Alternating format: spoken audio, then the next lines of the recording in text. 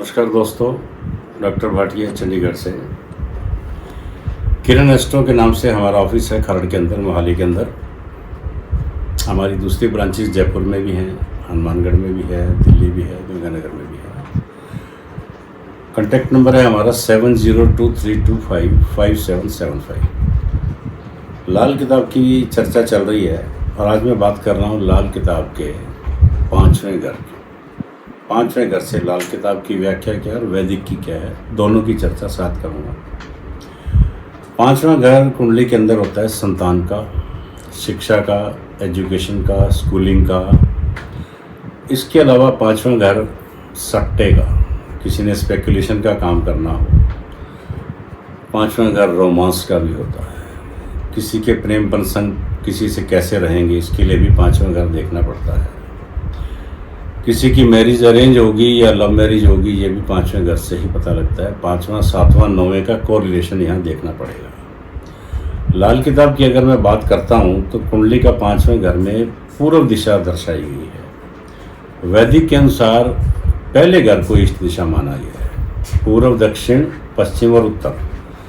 यहाँ पे पाँचवें घर को पूर्व दिशा माना गया लाल किताब में। अब ये एक मैटर रिसर्च का है, जो रिसर्च के स्कॉलर हैं, लाल किताब की क्या थ्योरी है, इन्होंने कैसे प्रिडिक्ट किया है, इस पर भी मैं खुद भी रिसर्च कर रहा हूँ कि इन्होंने दिशाओं को किस तरह से चिन्हित किया हुआ है। ये आगे कभी और कड़ी में डिस्कस करेंगे हम। तो भूमि का ये जो भाग है, ये है सिंह राशि का। पाँचवां घर पेट का भी होता है।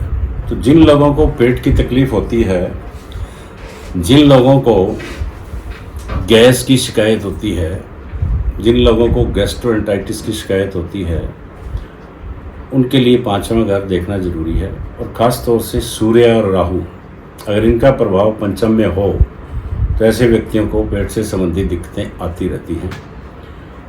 तो जो बच्चे पंचम भाव के अंदर राहु और सूर्य और दूसरे घर के अंदर राहु या सूर्य ऐसे प्लैनेट लेके पैदा हुए हैं, उनको ख़ास तौर से ध्यान रखना चाहिए कि पिज़्ज़ा पास्ता से उनकी माताओं को, बच्चों को दूर रखना चाहिए। ये जो 2 मिनट में मैगी बनती है ना, ये बहुत ख़राब करती है।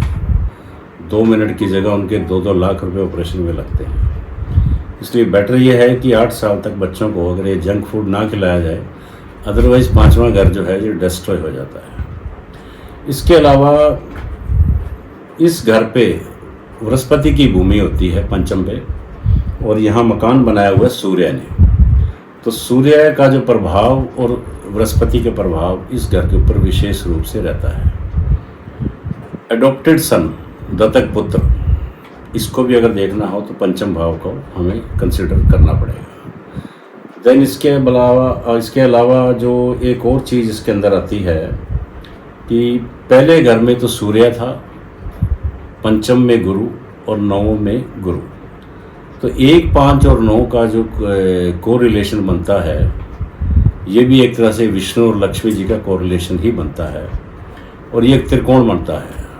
तो पहला घर तो केंद्र हो गया, पंचम त्रिकोण हो गया, और नवम घर हो गया त्रिकोण। तो सबसे श्रेष्ठ नवम हो गया त्रिकोण के अंदर भी। यानी कि सार की बात यह रही कि जिसका भी पहला, पाँचवा, नवां घर स्ट्रॉन्ग है, ऐसे व्यक्ति समाज में काफ़ी इज्जत मान रखने वाले होते हैं। और जो स्टोन का जो हम सजेशन करते हैं, ये जो इस तरह के नग पहनाते हैं, इसमें भी पहला, पाँचवा और नौवां देखना बहुत ज़रूरी है। इसी के आधार पे स्टोन का निर्धारण होता है। और स्टोन के निर्धारण की एक बात और भी बताऊं स्कॉलर स्टूडेंट्स के लिए, कि लगन को देखना बहुत ज़रूरी है। और जो ग्रह नीच के हों उनका स्टोन धारण नहीं करवाना चाहिए, उनका दान दक्षिणा करवाना चाहिए। और जो ग्रह उच्च के हों उनका स्टोन धारण करवा सकते हैं। तो this is a great art. अगर आप किसी को गलत स्टोन सजेस्ट कर देंगे तो हो सकता है आपका कैरियर ख़त्म हो जाए। इसलिए स्टोन सजेस्ट करते समय आपको 1, 5, 9 और दूसरा घर भी कंसिडर करना ज़रूरी है, 7वां घर भी कंसिडर करना ज़रूरी है। प्लस जो कुंडली के अंदर कारक ग्रह होता है, हर लगन के अंदर एक कारक ग्रह होता है, वो कंसिडर करना ज़रूरी है। जैसे कि वृष और तुला लगन है, यहाँ पे कारक ग्रह आएगा शनि। तो शनि का स्टोन जो है नीलम अगर ऐसे व्यक्तियों को पहनाते हैं तो बहुत लाभ करता है। इसी तरह कर्क लगन हो गई, धनु लगन हो गई, मीन लगन हो गई, इन लोगों को अगर हम पुखराज और मोती सजेस्ट करते हैं तो इनको अच्छे लाभ करेंगे। 3 और 6 लगने हो गई यानी मिथुन और कन्या, तो इनको पन्ना सजेस्ट कर सकते हैं। इस तरह से डिफरेंट क्लासिफिकेशन है, ये एक अलग मैटर है, लेकिन यहाँ चूँकि बात चल रही है पंचम की, तो पंचम को कंसिडर करना बहुत ज़रूरी है। इसके अलावा जो ग्रह होते हैं पंचम और नवम के अंदर, उसमें भी हमने एक चीज़ देखी है कि 10वें घर के अंदर जो ग्रह पड़े होते हैं वहाँ पे शनि का राज होता है। तो पंचम और 10वें घर का अगर संबंध बने तो वहाँ पे क्या है कि थोड़ा सा नुकसान वाली बात हो जाती है, क्योंकि सूर्य शनि आपस में शत्रु होते हैं। मकान का पूर्वी दीवार, मकान के दरवाजे, मकान की खिड़कियाँ, मकान के रोशनदान, ये सब 5वें घर से देखे जाते हैं, क्योंकि सूर्य का मकान, लाल किताब बोलती है कि सूर्य जो है 5वें घर में है। इसलिए सूर्य का राज दरबार जो देखना है तो 5वें से ही देखा जाता है। इस घर के ग्रह 9वें घर के ग्रहों को देखते भी हैं और जगाते भी हैं।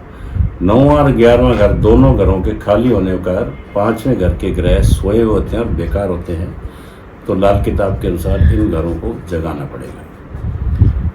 तो आज हम अपना बात यही समाप्त करेंगे और कल हम बात करेंगे छठे घर की। Thank you very much.